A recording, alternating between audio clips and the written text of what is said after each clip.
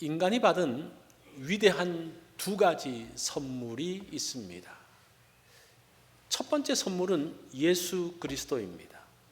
예수 그리스도를 통해서 죄인이 의롭게 되어지는, 또 예수 그리스도를 통해서 천국 백성이 되어지는 그러한 기회가 되었습니다.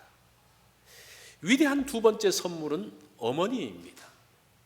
좀 넓게 말하면 부모님이라고 말할 수가 있습니다. 이 어머니는 참으로 독특한 존재입니다. 끝까지 사람들의 마음속에 남아있는 게 어머니예요. 엄마라는 말은 언제나 정겹습니다. 희생적이고 헌신적인 어머니, 이 어머니에게는 특별한 DNA가 있습니다. 그래서 빅톨 위고는 이렇게 말합니다.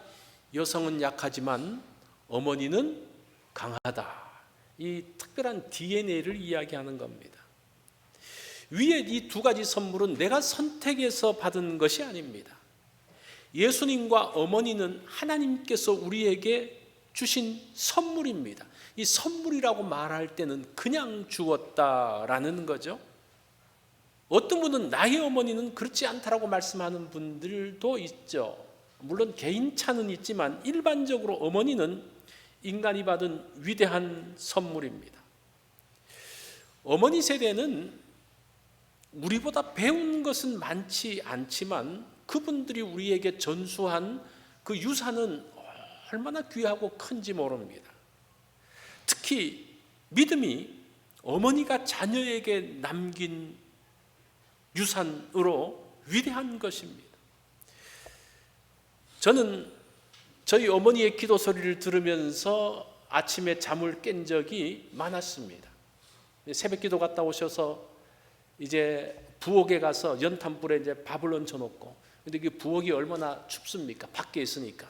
그러니까 방에 들어와 가지고 이제 발을 녹이면서 이제 밥이 될 때까지 기도하시는 거예요. 그 단칸방에서 있으니까 기도 소리가 전체가 다 들립니다. 그러면서 눈을 뜨는 그런 추억, 그것이 얼마나 우리를 복되게 하는지 모릅니다.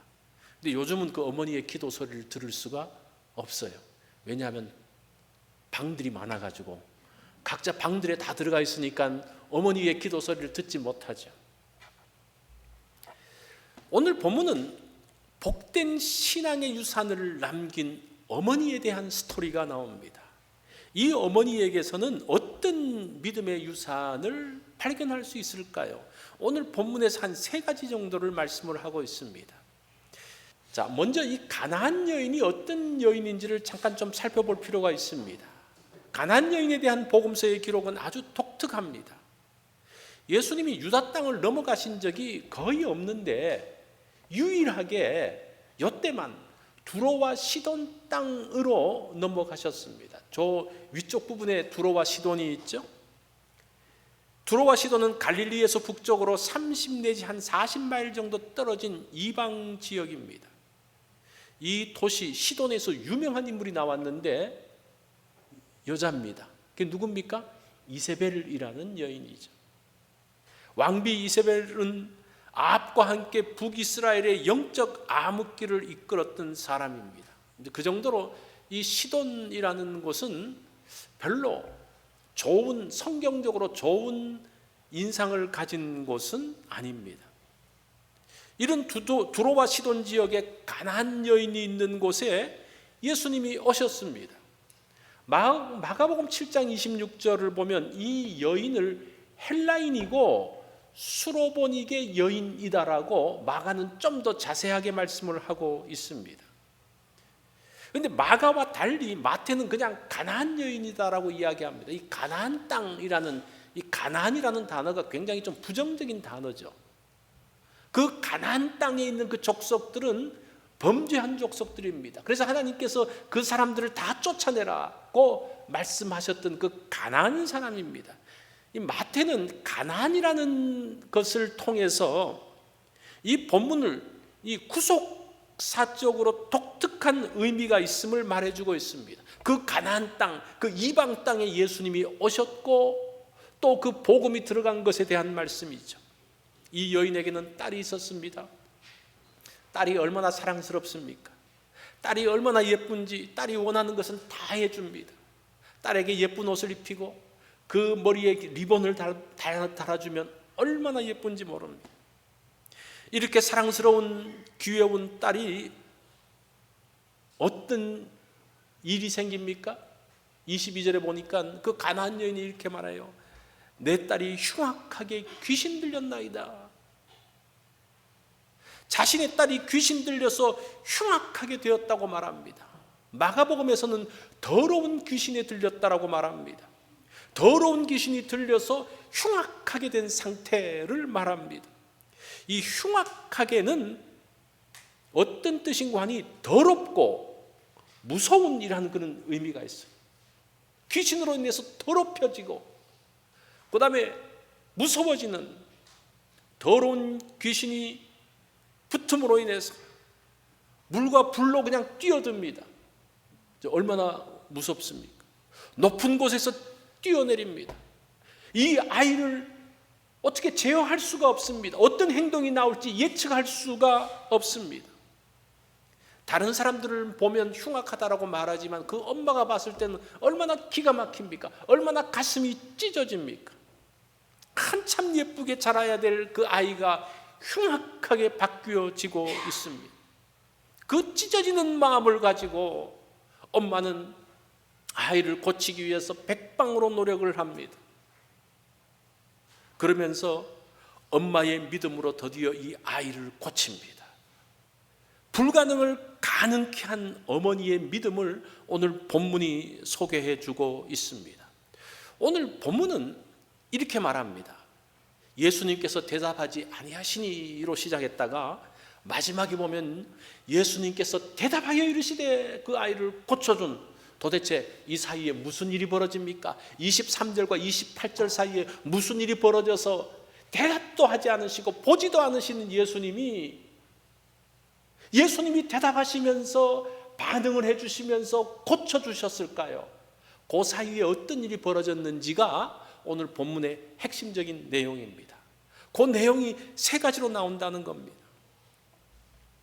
이 예수님이 돌아보지 않는 것과 돌아보는 사이에 예수님의 세 번의 거절이 나오고 이 세 번의 거절을 통한 세 번의 테스트가 만들어지는 거죠. 자, 그러면 이러한 것들이 어떻게 벌어졌는지를 한번 보겠습니다. 그 어머니의 믿음을 볼 수가 있습니다. 그 어머니의 첫 번째 믿음은 갈망하는 믿음이었습니다. 자신의 딸로 애쓰고 절망하는 날이 반복되던 어느 날 예수님이 두로와 시돈 땅에 온다는 소식을 들었습니다. 그리고 그 가나안 여인이 예수님께 왔습니다. 이 여인이 예수님께 왔을 때는 절대적인 신뢰가 있었겠죠. 그러면서 말합니다. 22절에 보니까 가나안 여인 하나가 그 지경에서 나와서 소리 질러 이르되 주 다윗의 자손이여 나를 불쌍히 여기소서. 여기서 소리 질러 이르되, 이게 이 단어가 보면요 이 까마귀가 쉰 목소리로 끈질기게 부르짖는 그런 이야기. 부르짖고 부르짖으면서 목이 쉬어가면서도 부르는, 뭐라고 부릅니까? 다윗의 자손이여 나를 불쌍히 여기소서. 이 다윗의 자손이라는 말은 메시아에 대한 고백이거든요. 이 이방 여인이 어떻게 그것을 알았는지 잘 모르겠어요. 그렇지만 이 이방 여인은 믿음이 있었습니다. 예수님께 가면 무엇인가 딸에 대한 그 문제의 해결책을 있다는 것을 알았으면 절대적으로 그것을 믿었죠. 그래서 계속적으로 이야기를 하는 겁니다. 계속적으로 소리를 지르는 겁니다. 목이 쉬도록 끝까지 반복적으로 말합니다. 이런 여인의 부르짖음에 예수님이 어떻게 반응하십니까? 23절에 보면요 예수는 한 말씀도 대답하지 아니하시니, 그렇게 부르짖는 여인의 소리를 들으면서 예수님은 완전히 무시해버립니다. 예수님께서 왜 이렇게 쌀쌀맞게 반응하실까? 이 신학자 메이어 칼이라는 분은 이렇게 이야기를 합니다. 예수님께서 그 여인이 가진 작은 믿음의 씨가 자라나기를 기다리고 계셨다. 하여튼 예수님은 그렇게 반응하지 않으면서 보고 계십니다. 오히려 이 여인의 간구를 들은 제자들이 예수님께 이야기해요. 23절에 보니까요, 제자들이 와서 청하여 말하되 그 여자가 우리 뒤에서 소리를 지르오니 그를 보내소서. 이 한글 성경은 그를 보내소서, 그러니까 쫓아보내라는 것처럼 생각되어지는데, 이 단어가 무슨 말인가 하니 그 여인을 풀어주십시오 이런 말이에요. 그 여인의 그 소원, 그 응어리를 좀 놓아주십시오라는, 제자들이 지금 그 여인의 소리를 듣고 제자들의 마음이 막 움직이고 있는 거예요. 그래서 예수님께 가서 예수님 뭐라도 좀 해줘야 되지 않습니까? 저 여인을 좀 자유롭게 풀어주세요. 그게 보내소서라는 말입니다. 2011년 터키에서 지진이 있었습니다. 이제 구조팀들이 폐허가 되어진 곳을 보면서 한 젊은 여성이 그 폐허가 된 흙더미 밑에 있는 것을 보았습니다. 그 자세를 보니까 기도하는 것 같기도 하여튼 자세가 이상했습니다. 그러면서 그 여인에게 가서 체크를 했습니다. 맥박이 뛰는지, 어떻게 숨을 쉬는지. 이미 그 여인은 숨을 거두었습니다. 몸이 차가워져서 굳어졌습니다. 그리고 그 여성을 포기하고 다른 곳으로 가려고 했는데 그 팀장이 뭔가 이상한 기운을 느껴서 이렇게 꾸부정하게 있는 그 손의 아래쪽을 보니까 뭐가 포대기가 하나 보이는 거예요. 핑크빛으로 있는 그 포대기가 있는데 그 속에 아기가 있는 거예요. 그래서 그 흙더미를 조심스럽게 걷어내서 보니까 3개월짜리 아기가 있었습니다. 어머니는 집이 붕괴되어지는 급박한 순간에 아이를 보호하기 위해서 자기가 이제 웅크린 거예요. 그런 가운데서 있었습니다. 아이는 당시에 잠이 들어 있었고 의료팀들이 확인했을 때 아이는 건강했습니다. 그런데 그 아이를 덮고 있는 포대기를 열어보니까요, 거기에 휴대폰이 있는 겁니다. 그 휴대폰을 열어보니까 이러한 글이 쓰여져 있습니다. 아가야, 만약 네가 생존하거든 엄마가 너를 사랑하고 있었다는 것을 기억해줘. 마지막까지 그 아이를 기억하면서 아이에게 마지막 말을 남기고 그 여인은 세상을 떠났습니다. 이게 어머니의 마음이라는 거예요. 끝까지 사랑하는, 이런 마음으로 이 여인은 예수님께 왔습니다. 어떤 마음입니까? 갈급한 마음이죠. 그 갈급한 믿음. 자, 그것이 첫 번째 이 믿음의 모습입니다. 두 번째 믿음의 모습을 보니까요, 포기하지 않는 모습들이 있습니다. 24절에 보니까 예수께서 대답하여 이르시되 나는 이스라엘의 집에 잃어버린 양 외에는 다른 데로 보냄을 받지 아니하였다라고 말씀하세요. 얼마나 쌀쌀맞은 이야기입니까? 이방인에게는 가지 않겠다는 말, 두 번째 지금 거절을 하고 있습니다. 그 말을 들은 여인이 말합니다. 25절에 보니까요, 절하며 이르되 주여 저를 도우소서. 여기서 절한다라는 말이 신약 성경 다른 부분에서는 경배하다, 예배하다라는 말로 사용되어집니다. 마태복음 2장 2절에 보면 그 동방에서부터 온 박사들이 이제 이렇게 말하죠. 유대인의 왕으로 나시니가 어디 계십니까? 그의 별을 보고 그에게 경배하러 왔습니다. 이 경배하러 왔다는 단어하고 절했다는 단어하고 같은 단어예요. 요한복음 4장 20절에도 마찬가지입니다. 사마리아 여인을 만났는데 사마리아 여인이 말하죠. 우리 조상들은 이 산에서 예배하였는데 당신들의 말은 예배할 곳이 예루살렘에 있다 하더이다. 여기서 예배라는 단어가 절한다는 단어하고 같은 단어예요. 그러니까 이 절한다는 것이 단순히 그냥 절하면서 불쌍히 여겨주십시오라는 그런 개념보다는 경배하며 예배하는, 당신은 하나님이십니다. 그러면서 그분께 경배하며 예배하며 그의 그 모든 소원들을 아뢰고 있습니다. 그러니까 지금 말하고 있는 그 대상이 하나님이신 줄을 알기 때문에 그가 포기하지 않는 거예요. 주여 저를 도우소서. 이처럼 간절한 예배가 어디 있겠습니까? 이처럼 경건한 예배가 어디 있겠습니까? 여인은 포기하지 아니하고 나아갑니다. 왜 그렇습니까? 그분이 메시아인 줄 알기 때문에 그렇게 말하는 겁니다.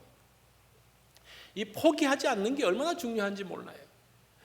미국 항공우주국 나사에서 아폴로 11호 우주인을 선발하기 위한 광고를 합니다. 광고를 하니까 수천 명이 지원을 했어요. 이제 거기서 이제 1차를 걸러내고 이제 2차 심층 면접을 하는데 그 사람들에게 이렇게 말합니다. 당신이 이제까지 살면서 어려웠던 실패했던 이야기를 한번 기록해 보십시오. 이제 그러면서 이제 사람들이 이제 쓰게 만들었습니다. 그러면서 실패하고 그것을 극복한 사람을 선발을 합니다. 아무리 머리가 좋고 운동신경이 뛰어나도 그 우주에 가서 다양한 상황 가운데서 실패할 수 있고 실수할 수 있고 또 당황해야 할 수 있는 그 상황 가운데서 그가 어떻게 그것들을 극복해내는지, 인내하면서 포기하지 않고 어떻게 그것을 뛰어넘는지에 대한 것, 그게 우주인으로 필요하다는 생각을 했습니다. 드디어 그렇게 선발되어진 사람들이 어떻게 합니까? 달에 착륙하는데 성공하는 그러한 것들을 봅니다. 우리의 믿음도 마찬가지입니다. 믿음은 포기하지 않고 계속 버티어내는 힘이 있습니다. 그게 믿음이죠. 믿음이 있다는 것은 그냥 잠깐 하고 끝나는 게 아니에요. 그것을 믿는다면 끝까지 나간다. 포기하지 않는 거죠. 이 여인은 그랬습니다. 예수님이 하나님이신 줄, 메시아신 줄 알고 포기하지 않고 끝까지 나갔던 것을 볼 수가 있습니다. 그게 두 번째 믿음입니다. 마지막 세 번째 믿음은 절대 믿음입니다. 이스라엘 집에만 가신다는 예수님의 말씀을 듣고도 계속 도우소서라면서 포기하지 않습니다. 예수님이 여인에게 결정적인 이야기를 해요. 26절 우리 다 같이 한번 읽어볼까요? 시작. 자녀의 떡을 취하여 개들에게 던짐이 마땅하지 아니하니라. 야, 이 말은 우리가 들어도 좀 심한 말인 것처럼 느껴지잖아요. 그런데 가나안 여인은 이 말에 동의를 해요. 주여 옳습니다 이렇게 이야기합니다. 여인은 이 말에서 뭔가 가능성을 발견합니다. 이 놀랍죠? 여인의 답변을 보십시오. 27절에 보면 여자가 이르되 주여 옳소이다마는 개들도 제 주인의 상에서 떨어지는 부스러기를 먹나이다. 우리는 개라는 소리에 그냥 흥분할 수 있는데 어떻게 예수님이 그렇게 심한 소리를 해 말할 수 있는데 그 여인은 개라는 가능성에서, 개라는 말에서 가능성을 보고 주님 앞에 나아갑니다. 당시 유대인들은 이방인을 개라고 불렀습니다. 그 이유는 이방인들은 제사 지낼 때에 그 신전에 들어가서 제사 드리고 나면 2부 순서가 뭔고 하니 그 신전에 있는 그 여인들하고 음란한 짓들을 하는 거예요. 그래서 개라는 말에서 음란한 족속들이다라는 그런 의미가 담겨져 있습니다. 개라는 뜻에서. 두 번째는 개는 더러움을 상징합니다. 우리가 성경에도 보면 개는 먹은 것을 토하고 또 먹는다는 그런 말이 있잖아요. 더러운, 죄를 짓고 또 죄를 짓고 자기가 후회하면서 또 죄를 짓는 그러한 모습들, 동일한 죄를 짓는 부끄러움을 모르는 백성들, 그런 의미에서 개라고 불렀습니다. 그런데 오늘 본문에 나오는 그 개를 보면요, 한글 성경으로는 잘 구분이 안 되는데 이 개는 이런 더러운 개, 떠돌이 개, 퀴온이라는 단어가 아니고 강아지라는 의미의 개입니다. 그러니까 집에서 이렇게 기르는, 그 당시 무슨 애완용이 쓴 것은 아니지만 집에서 있으면서 떠돌이 길을 다니는 그런 개가 아니고 집에서 있으면서 사람들과 함께 있는 그 퀴나리온이라는 강아지의 의미입니다. 자, 그것을 보면서 그 강아지도 어떡합니까? 주인들이 음식을 먹을 때 그 음식 부스러기가 떨어지면 그것을 강아지들이 먹고 사는 거예요. 그러면서 거기서 생각이 나서 뭐라고 말합니까? 개들도 제 주인의 상에서 떨어지는 부스러기를 먹습니다. 아마 그 말에 예수님의 그 마음이 감동되신 것 같아요. 이게 예수님에 대한 절대적인 신뢰입니다. 자, 보세요. 예수님에 대해서 절대적으로 신뢰하고 절대 믿음을 가지고 나가면 예수님의 작은 것이라도 예수님의 작은 능력이라도 있으면, 작은 은혜라도 있으면 그 가운데서 역사가 일어난다는 것을 알고 그 여인이 그것을 캐치해내는 거예요. 그런 믿음이 없으면 이것들을 그냥 개소리만 듣고 흥분하는데, 이 여인은 예수님만이 무엇인가를 하실 수 있기 때문에 그 개가 먹는 부스러기를 생각해 내는 것입니다. 그런 여인에게 예수님이 뭐라고 대답하십니까? 28절에 보면 여자여 내 믿음이 크도다, 내 소원대로 되리라. 이 크다는 말이 메가스라는 말인데, 우리 그 스마트폰 이게 몇 메가냐 몇 기가냐 이렇게 말하잖아요, 그죠? 메가 그러면 10의 6승입니다. 그게 100만이에요. 100만. 기가 그러면 10억이죠, 그죠? 자, 밀리언이에요. 밀리언. 내 믿음이 밀리언이다, 이렇게 이야기하는 거예요. 그 여인의 믿음을 칭찬해 줍니다. 자, 하나님의 작은 은혜, 부스러기 같은 은혜가 있어요. 거기 곱하기 얼마입니까? 100만을 하면 얼마가 나와요? 엄청난 것들이 나오는 거죠. 아무리 작은 것이지만 거기에서 절대적인 믿음을 가지고 나아갔을 때에 하나님의 은혜가 그 가운데 임하는 것들을 볼 수가 있습니다. 어머니는 가능성을 가지고 자녀들을 봅니다. 이제 그런 마음이 있는 것 같아요. 자녀들을 위해서라면 그 작은 것. 그래서 어릴 적에는 그 부모들이 자녀를 보면서 다 천재라 그러잖아요, 그죠? 야, 우리 애는 천재야. 그러면서 그 천재인 이유를 몇 가지를 댑니다. 그 말을 들으면 정말 천재인 것 같아요. 시간이 지나면서 그것들이 없어지는 것처럼 보이지만 하여튼 부모님은 끝까지 그런 마음들이 있습니다. 이게 얼마나 큰 축복인지 몰라요. 1968년 1월 17일 한국에서는 굉장히 중요한 날이었습니다. 김신조 일당이 경기도 연천을 통해서 이제 무장공비가 침투하게 됩니다. 그때에 이 무장공비 토벌 작전에 나갔던 이운봉 소위라는 사람이 그곳에서 다쳐가지고 척추를 다칩니다. 그래서 하반신 마비가 됩니다. 그래서 보훈병원에 왔습니다. 그 치료를 받으면서 그 간호사가 이제 특별하게 이 사람을 이제 치료를 하면서 이제 사랑하는 마음이 커지면서 이 간호사가 이 반신불수인 이운봉 씨한테 프로포즈를 했어요. 이제 그러니까 그 집안에서 난리가 났습니다. 아니, 반신불수에게 네 가서 어떻게 살라고 그러냐.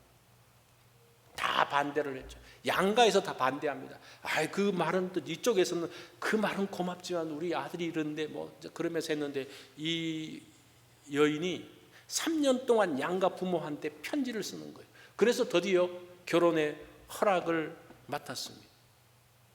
자, 그런 상황 가운데서 결혼 후에 생각지도 못하게 임신이 되는데, 임신된 사실을 잘 몰랐습니다. 그때 남편인 이운봉 씨는 통증을 잊기 위해서 몰핀을 상용하고 있었고, 이 부인은 임신 사실도 모르고 장기간 감기약을 투여하고 주사 맞고 막 그랬어요. 그런데 임신 사실을 알고 난 다음에 초음파를 하는데 아이의 손이 자라지가 않는 거예요. 다리가 자라지 않는 거예요. 기형아를 임신한 겁니다. 그래서 주변에서는 다 아기를 떼라고 이야기했습니다. 그렇지만 두 사람은 하나님께 기도하고 아기 낳기로 결단을 합니다. 태어난 아기는 짧은 다리에 짧은 팔, 조그만한 살덩이에 붙은 작은 손가락, 양손이 합쳐서 손가락이 2개씩인 거예요. 그렇게 태어난 아이가 이희아라는 아기입니다. 어머니는 그런 아기를 보면서 이렇게 말합니다.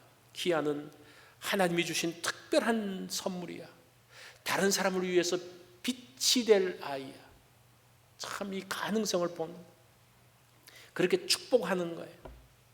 그러면서 이 엄마가 아이에게 피아노를 가르칩니다. 손가락이 다 합쳐서 4개밖에 안 되는데 피아노를 가르치는 거예요. 매일 10시간씩 손가락 끝이 터져서 피가 나도록 연습을 합니다.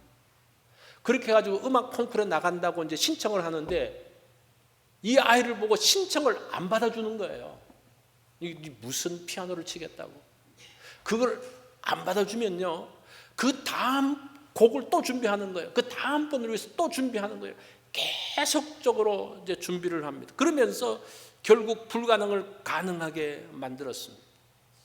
이 이희야는 헬렌 켈러처럼 자신보다 더 어렵고 힘든 사람들을 섬기는 꿈을 꾸면서 계속적으로 피아노를 치기 시작했습니다.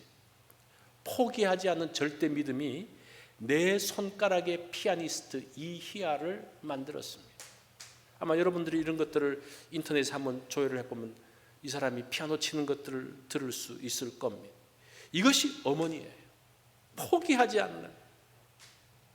하나님에 대한 절대 믿음은 불가능을 가능케 만듭니다. 이런 어머니를 향해서 예수님이 뭐라고 말씀하시는 거예요?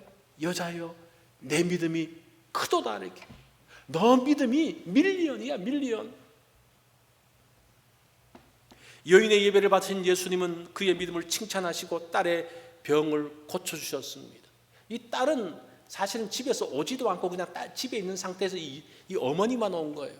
이 어머니의 기도 때문에 누가 혜택을 누립니까? 이 딸이 혜택을 누리는 거예요. 저는 좀 그런 생각이 듭니다. 한국이 좀 이렇게 잘 살고 또 이렇게 잘하고 또 우리가 옛날보다 얼마나 풍요로워졌습니까? 그게 누구의 덕인고 하니? 우리 부모들의 덕이에요. 사실은 우리가 자녀들을 위해서 우리가 그걸 누리는데 당연하게 우리의 자녀들이 누릴 것처럼 생각하지만 그렇지 않습니다. 이미 뿌려진 씨가 있었기 때문에 그런 거예요. 이제 우리가 우리 자녀들을 위해서 씨를 뿌려야 되는 거예요. 기도의 씨를 뿌리고 믿음의 씨를 뿌리고 우리의 헌신과 희생의 씨를 뿌릴 때에 우리 자녀가 누리게 되어지는 거예요. 우리 자녀들이 지금처럼 살 수 있을까 가끔 걱정될 때가 있잖아요. 세상들을 보면서 이 세상이 이렇게 험해지는데 이 과학이 발전하면서 과연 이 아이들이 이 가운데서 혜택은 더 누릴 것 같으면서도 이 아이가 과연 잘 살 수 있을까? 환경적인 문제도 그렇고 그 많은 염려들이 있습니다. 우리가 그것을 위해서 기도해야 될 이유가 뭡니까? 우리 부모들의 기도가 우리 자녀들에게 가게 된다는 겁니다. 그래서 어머니는 하나님이 주신 선물입니다. 어머니는 진주와 같습니다. 오랜 세월 동안 가스마리를 하면서 진주를 만들어내는 거예요. 그래서 하나님께서 만드신 보배입니다. 진주가 그냥 만들어지지 않지 않습니까? 제가 전에도 한번 읽어드렸지만 다시 한번 정환모 시인의 어머니라는 시를 좀 읽어드리겠습니다. 어머니는 눈물로 진주를 만드신다. 그 동그란 광택의 씨를 아들들의 가슴에 심어주신다. 씨앗은 아들들의 가슴 속에서 벅찬 자랑, 젖어드는 그리움, 때로는 저린 아픔으로 자라나 드디어 눈이 부신 진주가 된다. 태양이 된다. 어머니는 오늘도 어둠 속에서 조용히 눈물로 진주를 만드신다. 이런 어머니의 애타는 마음이 진주가 되어졌습니다. 하나님께서 만드신 빛나는 보배들입니다. 그래서 우리가 이렇게 어머니를 기억하면서 한 주일을 배치하고 하나님께서 주신 선물을 기억하는 복된 예배를 드리는 겁니다. 우리가 그 위대한 선물을 기억하면서 어머니에게 감사하고 또 하나님께 감사하는 그러한 주일이 되기를 바랍니다.